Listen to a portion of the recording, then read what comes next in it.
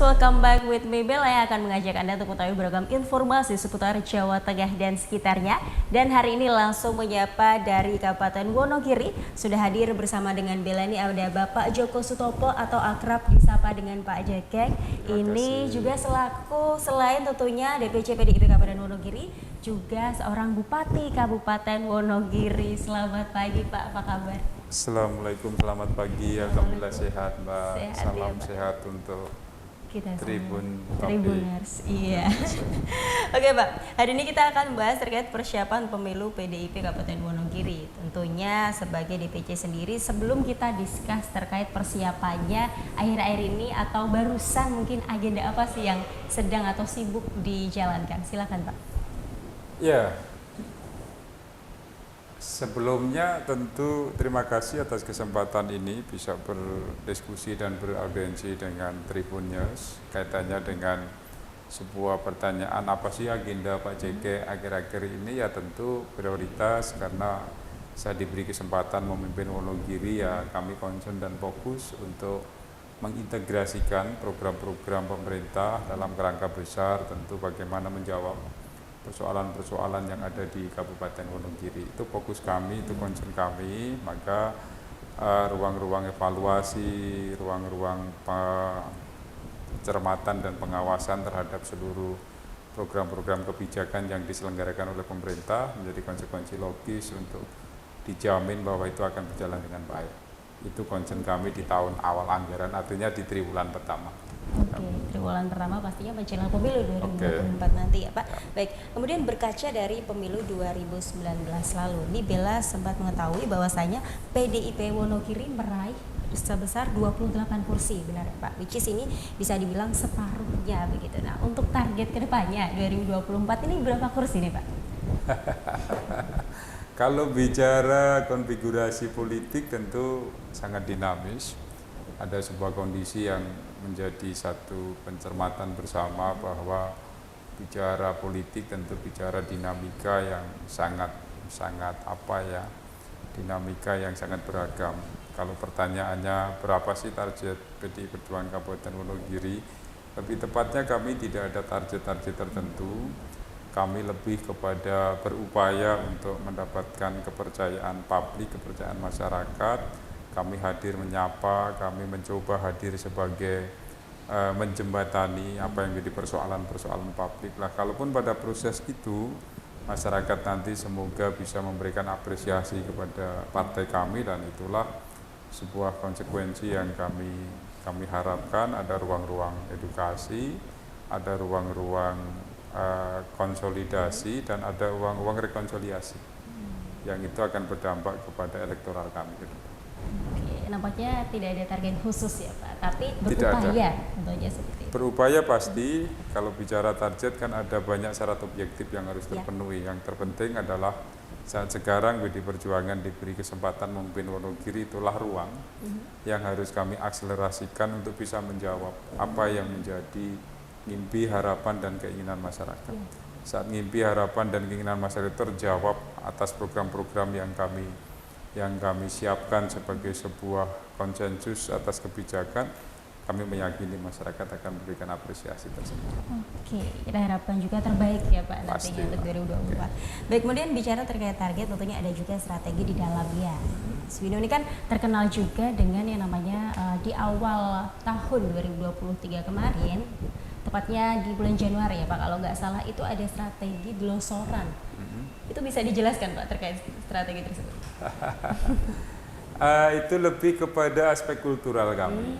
Kalau kita bisa menyapa delosor ke masyarakat, delosor itu artinya berbaur dengan masyarakat tanpa sekat, tanpa protokoler, tanpa pengawalan, menjadikan sebuah media yang tidak berjarak antara pemerintah dengan masyarakatnya. Itu agar kami bisa mendapatkan informasi secara otentik, secara natural begitu. Sebenarnya seperti apa sih potret sosial kultur masyarakat kami saat kami menggunakan metode-metode itu, gaya-gaya itu, tapi bukan untuk pencitraan ya. Gaya-gaya itu lebih kepada membangun optimisme publik bahwa masyarakat semestinya punya privilege yang cukup khusus, bukan dengan pengawalannya, bukan dengan karpet merahnya, tetapi kita hadir bersarasean, beranjang sana, bersilaturahim, dan itu menjadi sangat efektif. Terbukti kalau kita mau bicara kondisi Wonogiri, ada beberapa kajian-kajian publik yang kami lakukan dan alhamdulillah trennya berada pada tren yang sangat positif. Melalui strategi telusuran, turun langsung ke masyarakat, hadir menyapa sekaligus mensosialisasikan program-program yang sudah berjalan dan akan berjalan. Oke, tentunya untuk menghasilkan itu tadi hasil yang otentik atau natural dari masyarakat Pastilah. tersebut. Baik, kemudian bicara terkait tentunya ada DPRD di dalamnya. Ini anggota DPRD-nya di Kabupaten Wonogiri ini kan sebagian besar bisa dibilang PDIP. Karena separuhnya tadi ya Pak. Ini kan muncul pertanyaan juga ini terkait kemiskinan dan stunting ini. Kalau which is ini merupakan tanggung jawab dari DPRD Komisi 4 dalam bidang kesejahteraan rakyat. Nah, ini bagaimana sejauh ini untuk penanganan kemiskinan dan juga stunting di Wonogiri? Kalau kita bicara kemiskinan, tentu bicara data yang harus kita tampilkan. Pertama, kami menjabat kemiskinan di Wonogiri itu 13,25%. Kita coba intervensi dengan program-program yang ada penurunan yang cukup eksponensial di angka 10%. Kita kena COVID itu 2 tahun kemarin, kena COVID naik ke 11%. Ini alhamdulillah sudah turun lagi di 10, berapa persen. Artinya kalau dengan data-data itu kita bisa pastikan bahwa concern dan fokus kami adalah penanganan kemiskinan. Yang itu nanti terpotret dengan apa? Indeks pembangunan manusia kita. IPM kami dari 67 terus naik pada tren yang positif dan sekarang sudah di angka 71,25. Target kami nanti ya semoga bisa 73 sampai pada 74. Artinya apa? Potret kemiskinan itu direpresentasikan dari pendidikan, terus dari kesejahteraan, pendapatan per kapita dan aspek-aspek lain, dan itu terus kita intervensi agar supaya potret dan stigma Wonogiri berubah, dan alhamdulillah ini sudah berubah. Stunting, bicara stunting ini kita tentu menggaungkan apa yang menjadi prioritas pemerintah pusat. Stunting ini menjadi problem bersama yang harus kita tangani dengan konvergensi stunting. Bicara penanganan stunting, kita awal berangkat dari data yang cukup memprihatinkan. 2018 kita masih di angka 24%. Sekarang kita sudah di angka, tinggal mau pakai versi apa nih? Mau pakai EPP GBM atau pakai SSGI? Ada 2 sistem ya, EPP GBM sama SSGI. Atau dengan produk kami dengan Cinta Mutiara Keluarga. Nah, ini yang kemarin kami diskusikan. Ini sebenarnya mana sih yang paling relevan dan paling akurat, karena kita bukan pada persoalan perdebatan sistem mana yang lebih baik, tetapi kita membangun rasionalitas publik. Kalau IBM kami, CBM kami, Cinta Mutiara Keluarga kami, sebuah aplikasi yang kami siapkan, di dalamnya kita bisa mendeteksi berapa bumil kita. Dari bumil itu apa statusnya, apakah risiko tinggi, risiko sedang atau risiko rendah, berapa dari 100% bumil itu yang melakukan pemeriksaan terhadap bidan dan fasilitas kesehatan kami, terus sampai kepada proses pelahiran. Yang risiko tinggi ini melahirkannya dalam status apa, risiko sedang bagaimana, risiko rendah seperti apa. Artinya apa? Kita sudah melakukan deteksi dini sampai pada proses hulunya. Proses bumilnya pun sudah kami lakukan pendampingan. Kalau data yang kita pakai Cinta Mutiara Keluarga ini, stunting kami tinggal di angka 8,0%. Tinggal di angka 1.100 baduta. Artinya yang lahir di 21 dan 22 itu kan masuk kualifikasi baduta. Nah, target kami zero stunting di 2020. Itu targetnya. Target kami. Kemudian terlepas dari kemiskinan dan juga stunting, kita beranjak kepada kader dari PDIP sendiri nih untuk 2024 nanti. Ini generasi sekarang, Society 5.0 digital. Ini apakah ada generasi muda yang nantinya akan bakal caleg nih Pak? Silakan bisa disampaikan. Oh, wajib. Wajib ya. Wajib. Itu menjadi program atau menjadi strategi kami. Berorganisasi di ranah politik ini kan harus ada proses kaderisasi. Kita sudah mempersiapkan kader-kader milenial, kader-kader yang waktu itu masuk pada fresh graduate-nya, untuk kita lakukan sebuah screening awal, kita lakukan pelatihan-pelatihan, dan yang masuk pada kualifikasi itu kita dorong untuk kita persiapkan menjadi kader baru di PD Perjuangan.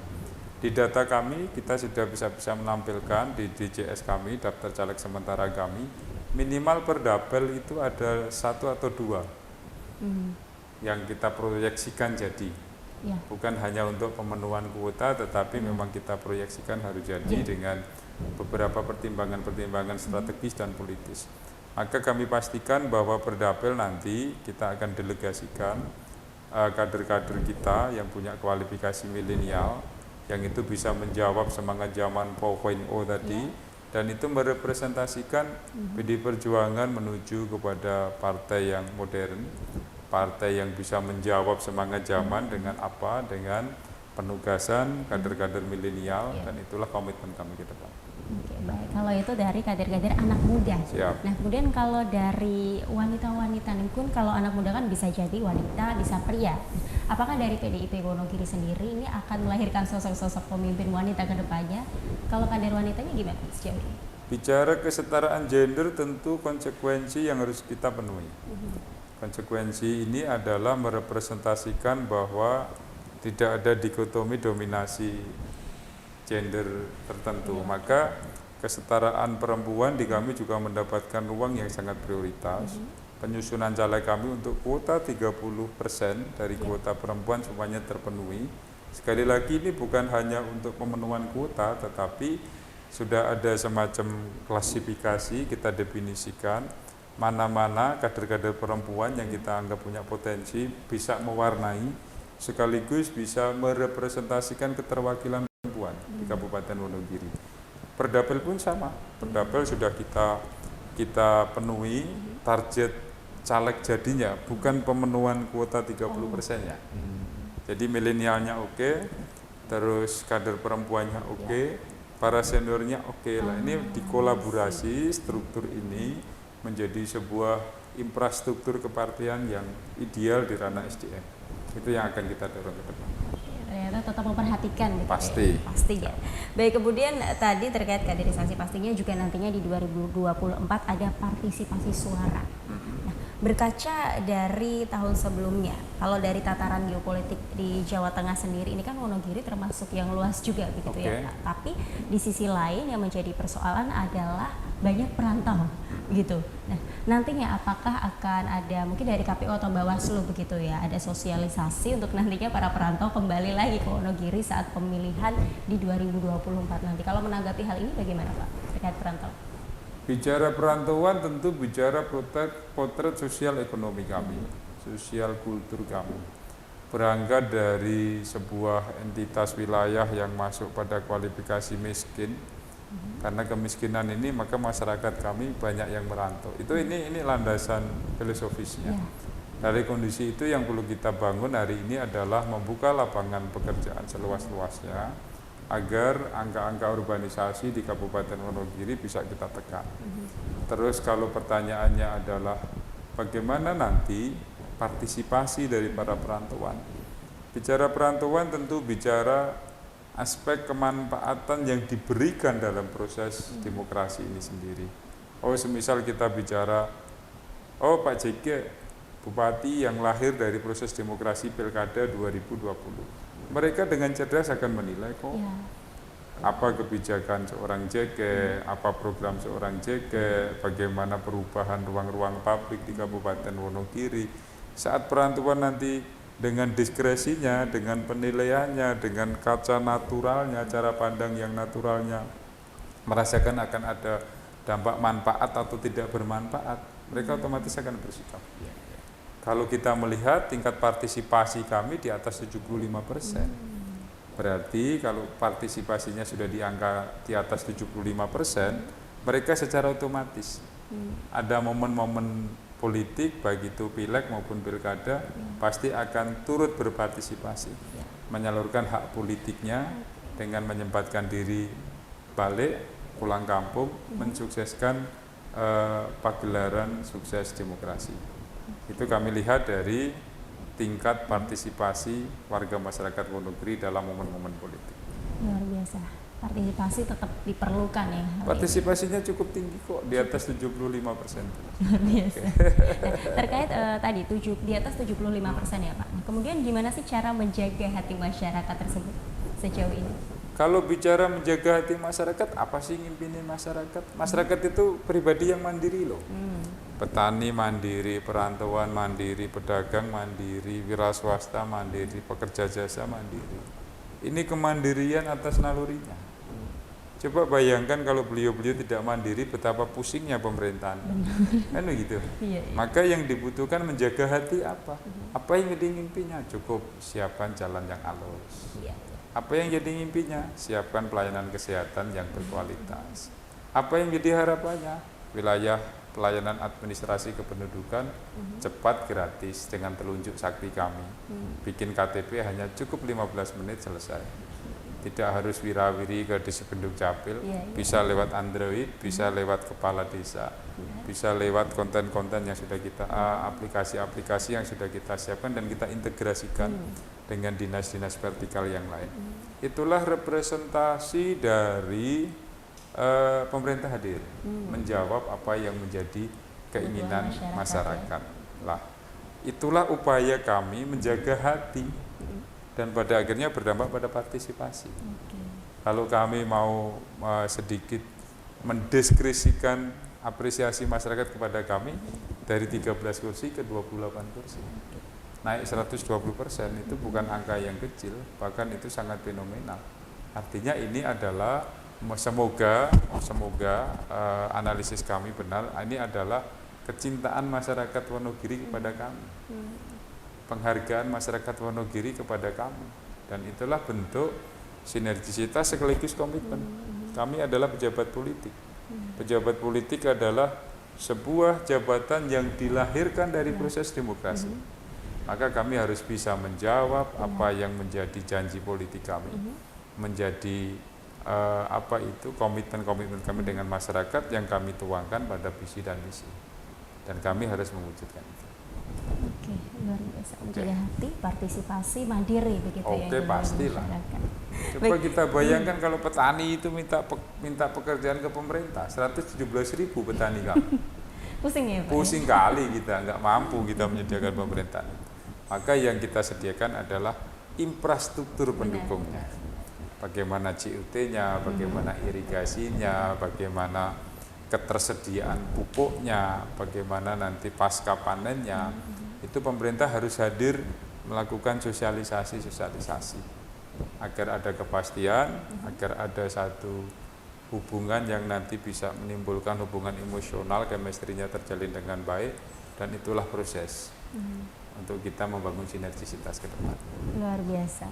Semangat Pak ke depannya pastinya dengan masyarakat. Kemudian tentunya menjadi sosok pemimpin selain sebagai DPC PDIP Wonogiri, sebagai juga Bupati Wonogiri, ini bagaimana menyeimbangkan waktunya sejauh ini? Kalau masalah manajemen waktu, alhamdulillah berjalan dengan baik. Kita ada hukum tidak tertulis, kalau di pagi jam 7:30 kita sudah on time, sudah standby di ruang kerja, sampai jam 12 kita menyelesaikan masalah sesuatu yang berkaitan dengan kedinasan. Sesuatu yang berkaitan dengan jabatan saya sebagai bupati. Nanti jam 12 ke atas biasanya kami merespon tamu-tamu yang dari internal maupun dari eksternal. Terus nanti sore kami mencoba mengkonsolidasi pada struktur kepartian kami yang tersebar di 25 kecamatan. Lebih kami sangat terbantu karena sekarang kan media sosial cukup luar biasa dalam berkontribusi terhadap perubahan mindset kita ini. Jadi manajerial waktu tidak ada problem secara khusus. Yang penting terkomunikasi dengan baik, semisal ada penundaan dan yang lain terreport dengan baik, dan itu alhamdulillah selama ini berjalan dengan baik. Nggak ada persoalan masalah. Tidak ada persoalan, berjalan dengan baik. Tentunya berjalan dengan baik ini ada harapan ke depannya untuk PDIP sendiri. Secara khusus apa Pak di Wonogiri? Harapan kami terhadap PDI Perjuangan, kita kembali kepada kitab partai politik. Salah satu urgensi dan fungsi partai politik tentu mendapatkan kekuasaan secara konstitusional. Maka kekuasaan di ranah politik itu apa? Berarti jabatan eksekutif dan jabatan legislatif. Kalau dua jabatan ini dikolaborasikan dengan baik, bisa diimprovisasikan melahirkan kebijakan-kebijakan yang itu pro kepada rakyat kami, dan itu diamini, dinilai oleh masyarakat kami, maka kita berharap PD Perjuangan akan selalu berjuang, hadir di tengah-tengah masyarakat, memohon doa dan restu, sekaligus berupaya untuk melakukan upaya-upaya pembuktian terhadap program-program yang sudah dijanjikan. Janji-janji politik yang sudah dijadikan sebuah komitmen, pengikat komitmen antara masyarakat dengan partai politik. Nah, fokus kami hari ini adalah bagaimana atas kesempatan dan kepercayaan publik masyarakat kepada kami memimpin Wonogiri, maka harapan PD Perjuangan semoga kami selalu bisa hadir menjadi mediator, fasilitator, eksekutor, penyerapan aspirasi. Oke. Dari penyerapan aspirasi kita lakukan untuk artikulasinya, kita perjuangkan menjadi program-programnya, dan kita eksekusi melalui kebijakan-kebijakan pemerintah Kabupaten Wonogiri. Ini sudah berjalan dengan baik, trennya menuju pada arah yang lebih baik, dan semoga sinergisitas ini tetap berjalan dengan baik. Harapannya adalah PDI memohon doa restu kepada seluruh warga masyarakat agar kami bisa mewujudkan apa yang menjadi visi kami. Sederhana kok, pengentasan kemiskinan dengan pembangunan yang berkelanjutan. Kenapa ada diksi pembangunan berkelanjutan? Karena bangun itu nggak akan mungkin setahun selesai. Bangun nggak mungkin satu periode selesai, dua enggak, berkelanjutan. Maka berkelanjutannya ini harus dimaknai sebagai sebuah proses akuntabilitas yang masyarakat bisa hadir, melakukan fungsi kontrol, partisipatifnya, sehingga itu terjadi sebuah keseimbangan, balancing keseimbangan. Dan ini menjadi sebuah kata kunci. Saat tata kelolanya transparan, partisipasinya oke, maka itulah proses untuk masyarakat mendapatkan, untuk kami mendapatkan kepercayaan dari masyarakat. Tentunya menjaga hati masyarakat untuk Pasti. tetap nantinya memilih PDIP gitu ya Pak. Bukan dengan janji, tetapi dengan bukti. Dengan bukti. Bukan dengan retorika, tetapi dengan realita. Realita, tindakan begitu ya Pak. Siaplah. Baik, kalau tadi harapan untuk PDIP secara khusus, ini kemudian pesan mungkin yang ingin disampaikan Pak kepada seluruh masyarakat Wonogiri terkait pemilu 2024 nanti. Pemilu 2024 adalah proses konstitusional. Proses konstitusional adalah sebuah proses yang diatur kepada regulasi negara dalam bentuk perundang-undangan. Dan kita sebagai warga negara tentunya wajib hukumnya untuk bagaimana berpartisipasi sesuai dengan proporsi kita. Lah, pesan kami, proses demokrasi adalah proses yang diberikan dari, oleh, dan untuk rakyat. Artinya apa? Masyarakat punya otoritas yang cukup mutlak. Dari rakyat, oleh rakyat, dan untuk rakyatnya harus dimaknai sebagai sebuah integrasi dari prosesnya, kemanfaatannya, sampai pada proses suksesinya.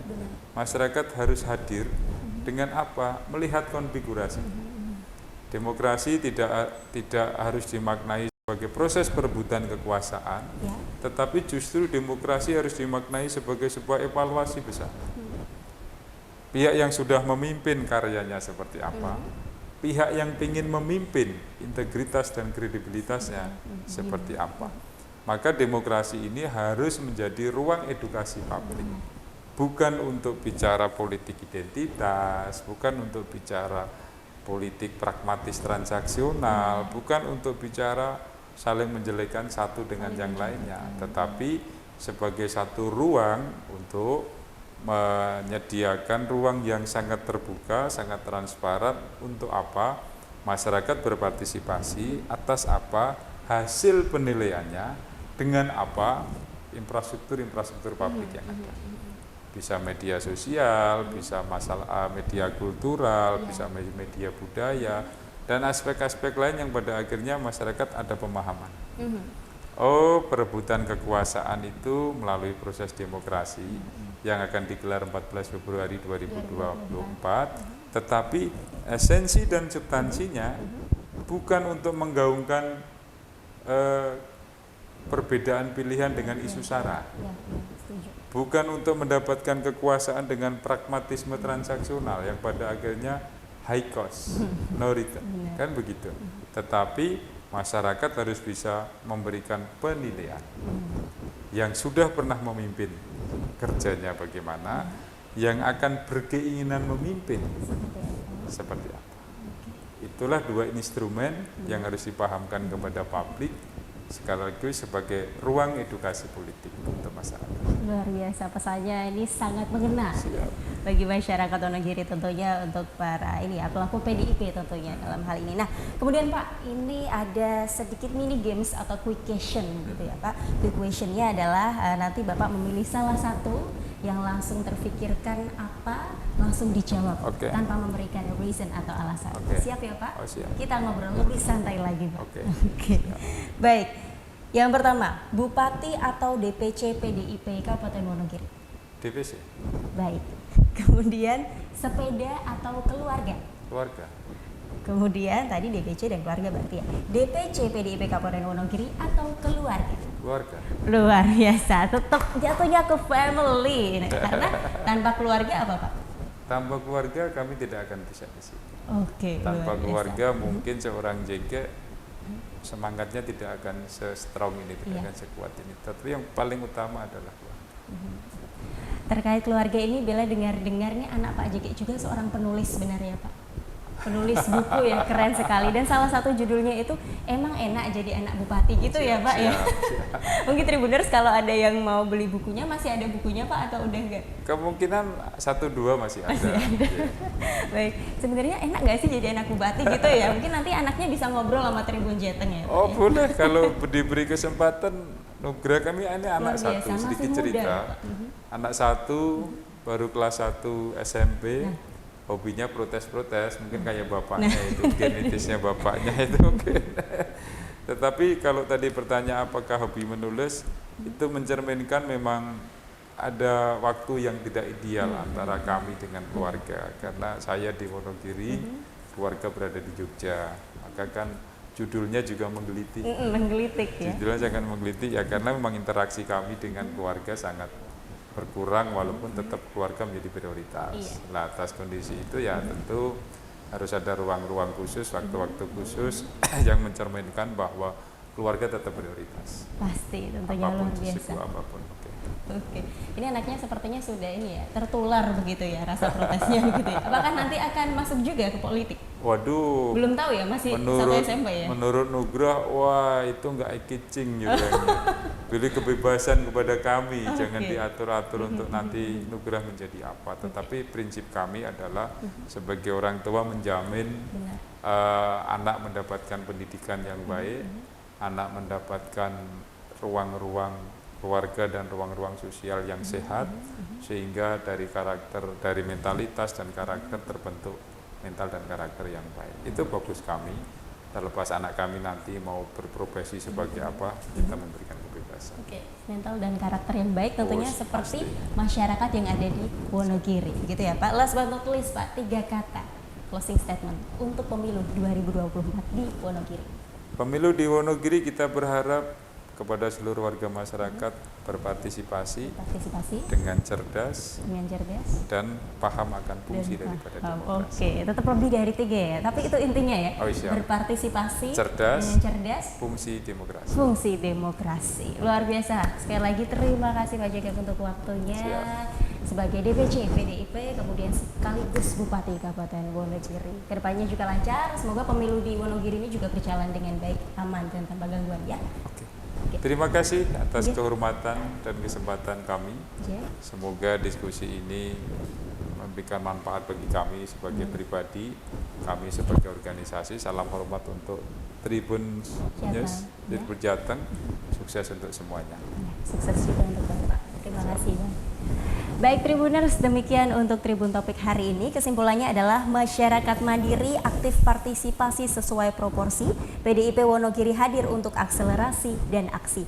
Saya Yunika Bella pamit undur diri. Thanks for watching. Tetap jaga kesehatan dan salam Tribun.